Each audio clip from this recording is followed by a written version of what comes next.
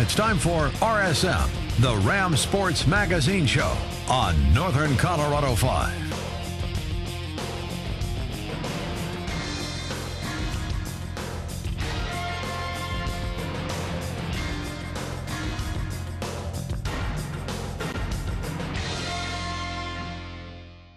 Hey there, Rams fans, and welcome to another exciting week of Ram Sports Magazine. This episode, we're going to check in with the volleyball team and see how they did when number 2 UCLA came into town. Our first stop, though, is on the gridiron. Over the weekend, the Rams traveled to the West Coast to take on an experienced San Jose State team. Early in the first, Spartans quarterback David Fales finds an open Jabari Carr who got a step on Shaq Bell and takes it in for a touchdown. The Spartan made things difficult for quarterback Garrett Grayson all day as he was sacked 5 times on the evening. Just before half, the Rams were putting together a good drive before this interception on the deep ball intended for Charles Lovett. The second half would be all Spartans as Fales pitches out to Tyler Irving and he did the rest, taking it in from 7 yards out. In the fourth, Fales would put the dagger in as he connected with Chandler Jones from 25 yards out. The Spartans end up taking this one 40-20 your final. When you think about the things that have been built, if you build something and don't worry about the details of, this is kind of out of square. All of a sudden you get the top part on it and wait a minute here, this thing's leaning. Well, it's because we didn't take care of the detail. We didn't take care of that small thing. And when you're building and when the process goes, that's the key. And I saw us taking care of some little things that hadn't been taken care of the week before. And yet there's also a lot of those little things, sweating some of those details that need to be taken care of to become successful every single day. And as I say it week in and week out, we can use that as a lesson in all of our lives. Because if we let those little things keep mounting up and don't sweat them, guess what? When you do have this big thing, the foundation's not there. And so with that, there were some encouraging things. It never is good to lose. Okay? I mean, let's get that. And personally, I'm not used to it. But I also understand within the process and what it takes to build it. You don't go and all of a sudden, radical change in crisis. That's when things start really crumbling. But when you're consistent with the message, a system that is proven and has been proven over time, not just where I was at, but this is consistently winners in programs over time. They all have that same foundation, that same basis. They all worry about that one brush detail that makes this a masterpiece. Rams players were disappointed with the result, but saw improvements in their play as a team and credit that to the guidance of Coach Mack. It's clear and evident to see the positive thing that we can take away as a defense is our effort. You pause the film at the end of each play, and you see 8, 9, 10 guys to the ball every time. And so that's a huge positive. Our effort was there on Saturday. We tackled well. Like I said, our effort was there. We got beat deep several times, but that's going to happen as a DB. You put yourself out there every play, and you play as hard as you can, and sometimes you bite on some routes that they've been running the whole time, and then they run a double move on you. So, that's part of being a DB.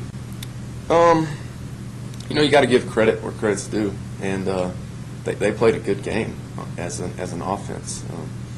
Their quarterback put the ball on the money a lot. I don't know his completion percentage, but I know he completed a lot of passes. And their receivers caught the ball. And so when you do that and you don't make mistakes as an offense, they're going to have a little success here and there, and they're going to find, some holes in some coverages. But we're going to go out there and play and execute 100% to what our coach calls every time, and we're going to be confident that we have the right call going into each snap.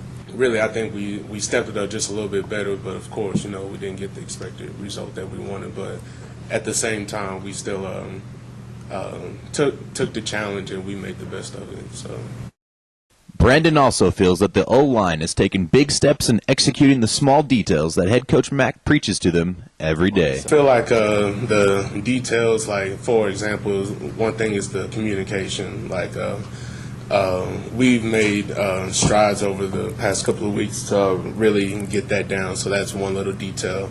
Another detail he's always talking about is just really focusing on that one play and want to know every play, and those little details will add up to the result and to the goal that we really want to get to. And so I think that's another thing that we're really working hard on. All right, Rams fans, we're going to take our first quick commercial break, but don't go anywhere, because on the other side, we're going to check in with players and coaches and preview this weekend's match against Utah State. You're watching the Ram Sports Magazine Show on Northern Colorado 5.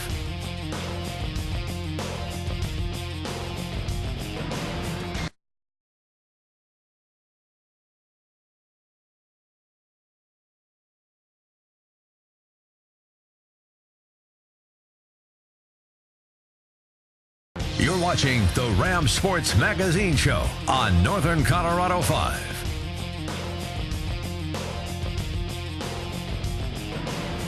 Welcome back, Rams fans. The Rams are going to be entering this weekend's game with the record of 1-2 going against a tough Utah State team. Let's check in now with some of the players and coaches as they prepare. You know, looking ahead at a football team, again, that you can tell Gary has done an outstanding job with this team in reshaping who they are since he's taken over. I mean, let's just look at the facts. They beat Utah, who's a pretty darn good football team, I think, in everybody's mind, and then go on the road to an environment I've actually been in at Wisconsin, which is one of the hardest environments to play in, and should win the game. I mean, have a field goal right at the end that's very makeable to get that taken care of. And the way they're doing it, and again, Gary was at Utah actually when they beat the heck out of us in the Sugar Bowl. He was a defense coordinator there. Got a lot of respect for what he brings. He's a guy that has some old Big Sky Conference ties as well, and well aware of what he does. He does some things on defense that are forward thinking. He does some things that give you issues and make you really stay up at night to have the answers. And then offensively, they have a quarterback that if you don't contain, it just beats you. And the guys around him, you can see their belief in him, because he makes a play, man. All other 10 guys are there picking him up. You know, I mean, you can tell that they really believe in that guy, that guy that's driving the ship. So what they have done there is phenomenal, and I think that's a credit. And yet at the same time, you know, we're at a point in a stage where I really believe we can do great things here as well. And I'm not saying in the future, I'm saying now. And as long as we continue to take care of the details and move forward within the process. I mean, the easy thing to do is always just lop it on the players. That's not who I am. I will never do that. I believe in these guys. I believe in the vision that we have. And I believe in the process that we have. Taking care of the details, take care of those situations. That painting, obviously we've missed some brush strokes from a detail standpoint to create the masterpiece in some of those situations. Now, understanding that it doesn't just magically appear on Saturday, because what happens to you today, the investment made in those small details, tomorrow, the investment made in those small details, they pay dividends on Saturday. I have seen progress. I saw what they did. And look, I saw the hurt in their eyes after the game. And there wasn't like, I guess in the past there might have been, okay, boom, I get on the bus and now we're laughing and joking and not worried about it. I mean, this hurt. That's part of it, guys. It's got to hurt. It's got to be a bad taste. Yet, you can't dwell on it. You've got to learn from it, tear off the rearview mirror and go forward. But there's also a time of grieving that's healthy. You can't deny the bad taste. So, let's reflect on what caused the taste. And let's try not to have to taste it again. You know, they play hard, and it was a hard-fought battle last year, and we're fully expecting that this year. So we've got to go in with the mindset that we're going to take it to them from the start, and, you know, we're going to throw the first punch and get out there and really set the tone for the whole game. I think that's kind of been one of our struggles the past couple games, was to you know, get out there and set the tone. Once we kind of get settled in, it seems like we've been playing really well. So if we can just get out there and set the tone from the start, I really feel like we'll have a good game.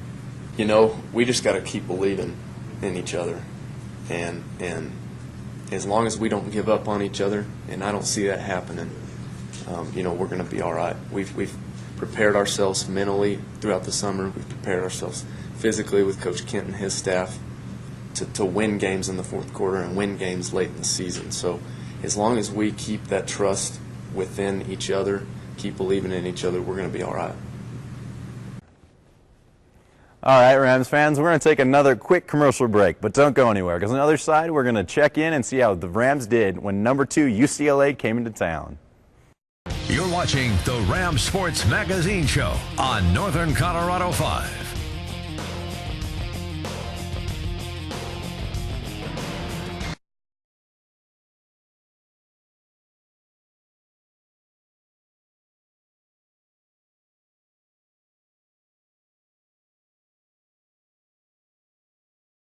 You're watching the Ram Sports Magazine Show on Northern Colorado 5.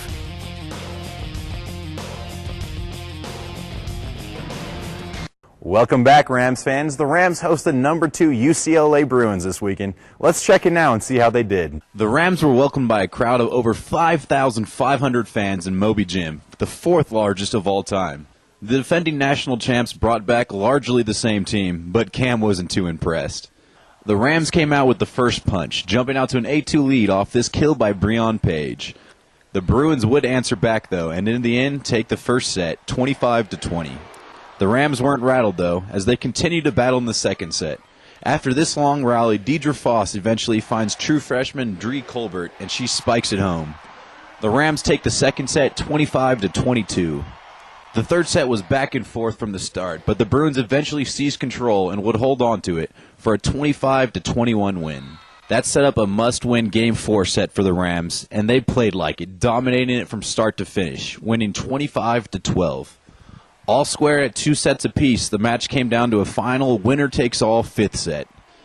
The Rams had the momentum and jumped out to an early 3-0 lead, but the Bruins would come back on a run of their own, tying things up at 7-7 before the Rams took an 8-7 lead into the switch. Breon Page gave the Rams a 10-9 lead and just 5 points away from upsetting the second-ranked team in the nation, but the Bruins weren't going to let that happen on this night. UCLA showed their resolve as they went on a 6-0 run to end the game. We caught up with sophomore outside hitter Kelsey Snyder to talk about the match. All right, Rams fans, we're now joined by Kelsey Snyder. Kelsey, you guys had a tough game over the weekend against the second-ranked team in the nation at the time in UCLA. I mean, you battled the 5 sets. What was that whole experience like going against one of the top teams in the nation? It was awesome. I'm really proud of the way that we played. It was an awesome experience. It was great to see what we can do and what we'll be facing in the NCAA tournament.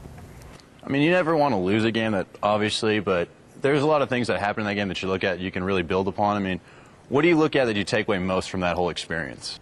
Knowing that we can play at a top level, for sure. Knowing that we can hit high, do well as a team, and compete with the best. You personally had one of the best matches of your entire career. You finished with, I think, 15 kills in the match. Mm-hmm. Did you just find a rhythm for yourself, or how did that, unfold for you? Yeah, and I found a rhythm. So that's where Deidre was doing an amazing job, and then what we had worked on in practice, putting those tools and different shots into my game had helped me get those kills. You had the fourth largest attendance and fans in the history here at Moby. I mean, the whole energy in the building was just electric. I mean, what was that like coming into that crowd, having everyone in the whiteout? What was that experience like? It's awesome. It sent goosebumps down my body. You come in and everyone just cheers and you can't help but smile. It's awesome. You guys are finishing up non-conference play now. You finished at 7-4. It's one of the toughest schedules that you guys have had in preseason. Do you think that prepared you you guys ready now for conference play? Yeah, I feel the most ready that I've ever been in my 3 years. I think playing a tough competition and knowing that we can play with the best, it helps so much more. Best of luck in conference, and thank you for joining us, Kelsey. Thank you. All right, Rams fans, we're going to take our last quick commercial break, but don't go anywhere, because on the other side, we're going to check in with head coach Tom Hilbert and a couple of the players as they prepare their title defense. You're watching the Ram Sports Magazine Show on Northern Colorado 5.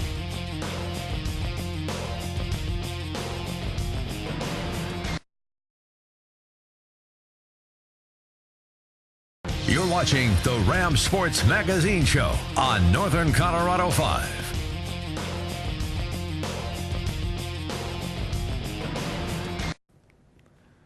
Welcome back, Rams fans. The Rams are the defending Mountain West champions, and they're preparing now for conference play. We caught up with some of the players and coaches to ask questions about this weekend's match against New Mexico State. All right, Rams fans, we're now joined by head coach Tom Hilbert. Tom, you guys finished up your preseason now. Did you get accomplished what you wanted? I mean, you obviously scheduled one of the most difficult preseasons you've had. We played great teams. Now we need to get out on the road and play teams in the Mountain West who know us, who are prepared well for us. It's a different type of season, but I think we did get what we want out of the preseason, and now it's time to focus on winning our conference. What's it going to take for this team to get the job done and win conference again? Well, we have to avoid the bad loss. That's really important. You need to beat the people you're supposed to beat.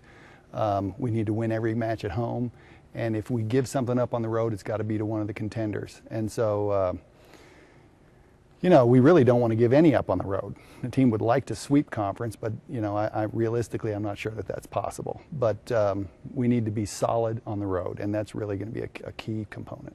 What are some of the teams that you look at where, the upper echelon type teams you should be worried about? Well, now New Mexico. New Mexico's 12-2. They have one of the premier players in the conference in Chantel Riddle, and they lost a lot of players from last year's team, but they're playing very well right now. So I think New Mexico, San Diego State, Fresno, and Wyoming all are teams that could beat us. So we have to be ready to go when we play those guys. Tomorrow you guys have New Mexico State. Then on this weekend you play San Diego State. What can you tell us about those two teams in particular? New Mexico is very good. They've got a great right side player named Chantel Riddle. They're competitive. They're an emotional team. They can ride their own emotional wave and play pretty well, play above their head if they need to. San Diego State has got a lot of talent in a lot of places, probably led by Andrea Hanash, but they really have a lot of good players on that team. Had a couple of nice transfers come in, so I expect San Diego State to be very good as well.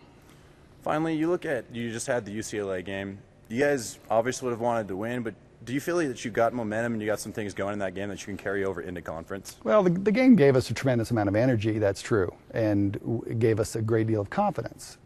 However, it also showed us some weaknesses that we've got to continue to work on, and that's always the case, especially when you lose a match. So we have a lot of things to work on. We're still a work in progress. We still have a lot of growth to do, and we need to make sure that we're playing at our absolute best on the road in the Mountain West. One of those things that you look at that you need to work on, or that seems to be a recurring theme with this team, is they seem to give up point runs in bunches. Is that something that's a mental game? Is there something you can do to you? Well, we talk about what we're going to do to help it, and it's really a matter of passing the ball well and someone stepping up and getting a terminal swing, and it's got to be good location on setting. There's a lot of issues that go into it, but what we can't do is panic. And we can't think that it's got to come in the first swing, because it really doesn't. It can come in the second, third, fourth swing of a rally. All right, Rams fans, we're now joined by Izzy Gallia. Izzy, you guys have now finished up preseason. You're getting ready for conference play. How have practice been going this week for you guys? We've been practicing pretty hard for a while now. That hasn't changed. So ever since we lost that tournament in Wichita, we've been going harder than we've ever gone. So practice has been really good. What have been some of the points of interest that you guys have been wanting to work on this last couple weeks? I think outsides with their shots, we've been working a lot on serve receive, a lot on defense. So really all around, just, perfecting our game a little bit more. That comes a lot, too, with the help of the new 2 coaches that you guys had, the assistant coaches. What have they brought to the team this year? Just like a different view on things, It's nice to change it up a little bit. We were a little bit nervous coming in, but they really brought really good things to our team and added a lot of value to our team. You guys are preseason picked to win the conference again, but you don't want to overlook anybody. I mean, so you're getting ready. Your first game is at New Mexico State. What can you tell us about them? They're a tough team. Every time we go there, it's a battle. Last year we went to 5, and it was a pretty close game. So, yeah, like you said, we're not overlooking anybody. We can't do that. And, just because we played well against UCLA doesn't mean we can't be beat. You know what I'm saying? So we're just going in with the mentality like we have to play our best game to beat every team. What's it going to take for this team to repeat as conference champions? We just got to focus on the little things, be the team that we can be and do the right things, and I think we'll be able to do that. Finally, one of the problems that this team has had is giving up big runs. As a defensive player, what do you think the team needs to do to be able to stop that from happening? I think we just need to keep our composure a little bit more, and when we need a pass or we need to kill, somebody needs to step up and do that for us. Thank you for joining us, Izzy, and good luck. All right, that's all the time I have for you this week, Rams fans, but make sure to check in next week for another exciting episode of Rams Sports Magazine.